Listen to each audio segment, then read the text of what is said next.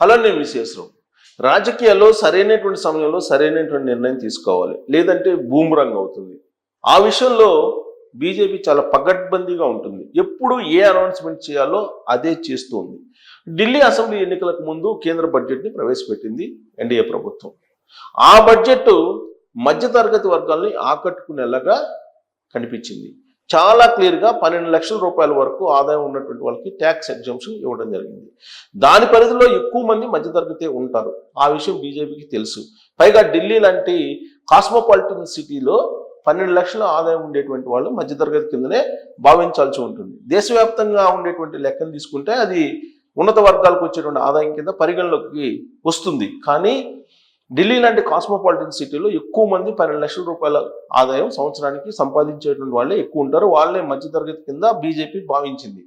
అందుకే బీజేపీ 12 లక్షల రూపాయల వరకు ఎగ్జంప్షన్ ఇచ్చింది ఢిల్లీ ఎలక్షన్లు దృష్టిలో పెట్టుకొని అని చెప్పి బడ్జెట్ ప్రవేశపెట్టిన రోజే అనుకున్నారు.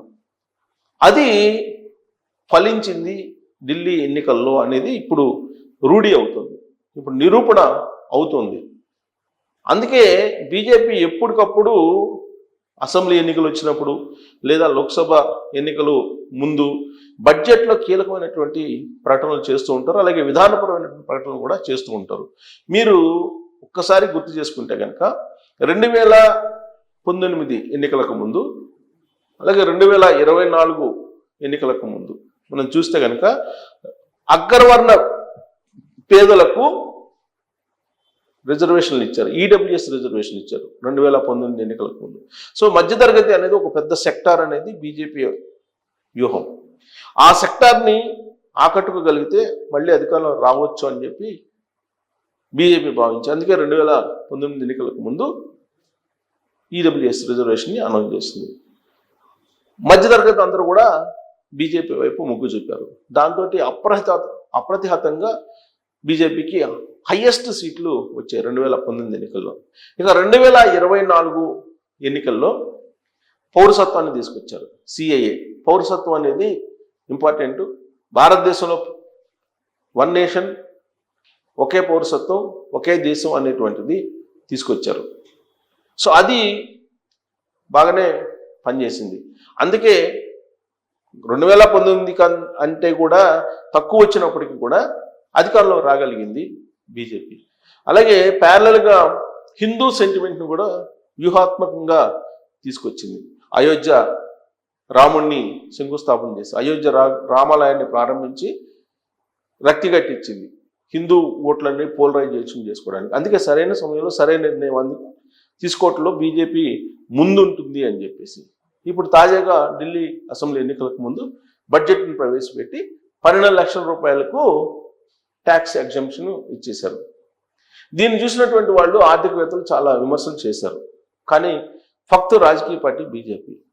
ఆ బీజేపీకి ఇప్పుడు ఇద్దరు ఐకాన్స్గా కనిపిస్తున్నారు. ఒకళ్ళు నరేంద్ర మోడీ గారు, మరొకళ్ళు అమిత్ షా గారు. వీళ్ళిద్దరూ ఆ పార్టీని విజయ తీరాలకు ఎప్పటికప్పుడు చేరుస్తూ ఉన్నారు. హర్యానా లాంటి చోట కూడా బీజేపీ గెలిచింది. వాస్తవంగా అక్కడ కాంగ్రెస్ పార్టీ చాలా బలంగా ఉందనుకున్నారు.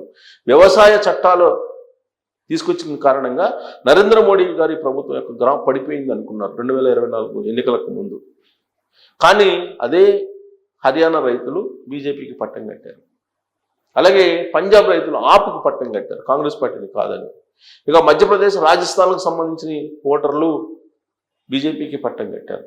లాస్ట్కి ఛత్తీస్గఢ్లో బీజేపీ బలంగా ఉందనుకుంటే ఛత్తీస్గఢ్ అసెంబ్లీ ఎన్నికల్లో కూడా బీజేపీకి పట్టం కట్టారు. ఎందుకు?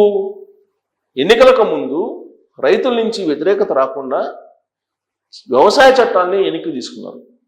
వ్యవసాయ చట్టాలను వెనక్కి తీసుకోవడంతో పాటు రైతులకు ఆర్థిక సహాయం చేసేలా కూడా ముందుగా అకౌంట్లలో ఆర్థిక సహాయాన్ని జమ కూడా చేశారు.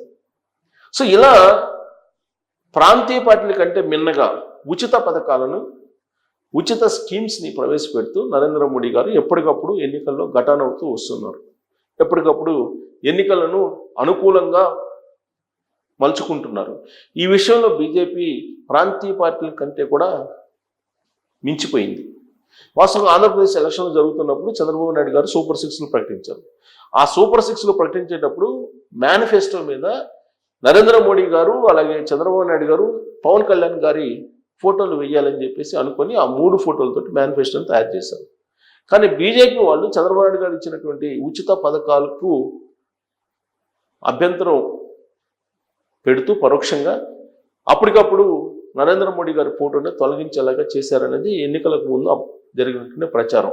కానీ చంద్రబాబు నాయుడు గారు సూపర్ సిక్స్ను ప్రకటించి ఆయన అమలు చేయడానికి ఇప్పుడు ఆంధ్రప్రదేశ్లో సిద్ధమయ్యారు. కొన్ని అమలు చేశారు కూడా, మరికొన్నింటిని అమలు చేయడానికి సిద్ధమవుతున్నారు. తల్లికి వందనం లాంటిది, లేదంటే రైతులకు ఆర్థిక సహాయం అనేది ఆల్రెడీ ఆయన అనౌన్స్ చేసిన దాని ప్రకారం పెన్షన్లు ఇస్తున్నారు. అలాగే ఉచిత సిలిండర్ల స్కీమ్ను కూడా ఆయన అమలు చేస్తూ ఉన్నారు. మిగిలినటువంటి పథకాలను కూడా ఉచిత బస్సు ప్రయాణం కూడా అమలు చేయడానికి సిద్ధమవుతున్నారు.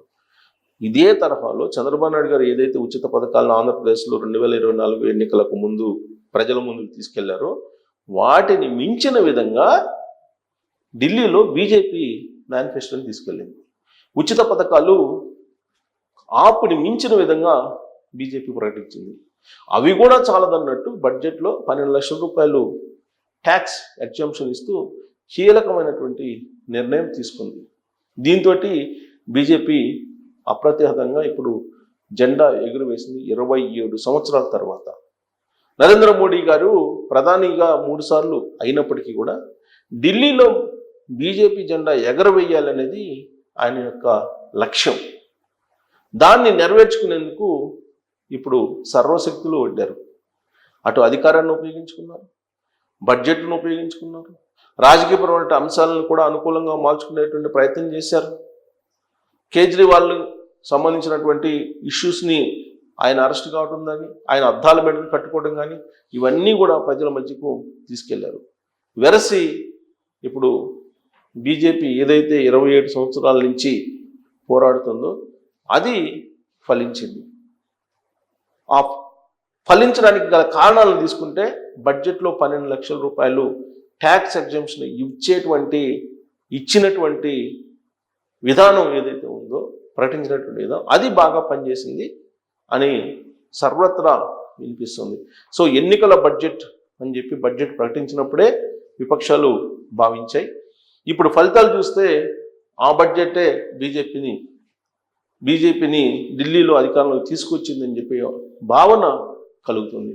మరి మిగిలినటువంటి ఉచిత పథకాలు లేదంటే ఇతరత్ర రాజకీయపరమైన అస్త్రాల కంటే బడ్జెట్లో ప్రవేశపెట్టినటువంటి బడ్జెట్లో అనౌన్స్ చేసినటువంటి 12 లక్షల రూపాయలు ట్యాక్స్ ఎగ్జంప్షన్ అనేటువంటి అస్త్రం ఢిల్లీ ఎన్నికల్లో కీలకంగా పనిచేసిందా అనే అంశం మీద కామెంట్ రూపంలో మీ అభిప్రాయాన్ని తెలియజేయచ్చు. Thank you very much.